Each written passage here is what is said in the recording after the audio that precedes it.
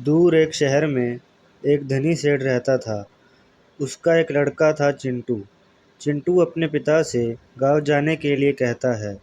सेठ चिंटू की बात मान लेता है और उसे गाँव ले जाता है। सेठ की बात सुनकर चिंटू खुश हो जाता है और वहाँ से कूदता हुआ अपने कमरे में चला जाता है। गाँव जाने के बाद सेठ चिंटू को बताता है कि वह पहले इसी गाँव में रहता था। इस बात को सुनकर चिंटू बहुत खुश होता है और अपने पिताजी को धन्यवाद करता है।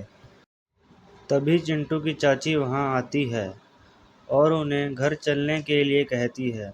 उनकी बात को सुनकर सेठ घर चलने के लिए कहता है।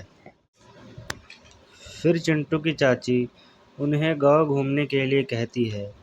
चिंटू की चाची की बात को सुनकर सेठ इस बात के लिए मान जाता है और वह सभी घर से गाँव में घूमने के लिए चले जाते हैं।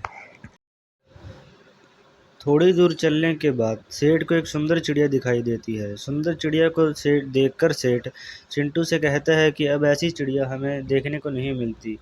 सेठ की बात में हामी भरते हुए चिंटू भी यही बात कहता है। फिर वह वहाँ से चले जाते हैं।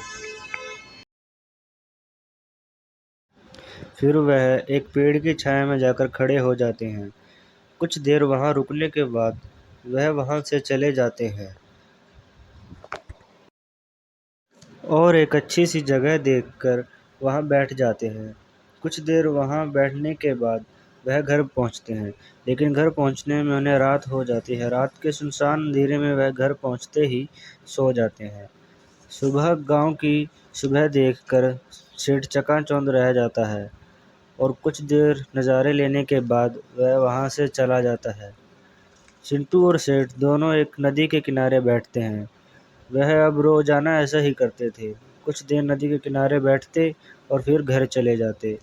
कुछ दिन बिताने के बाद सेठ और चिंटू दोनों ही अपने शहर लौट जाते हैं।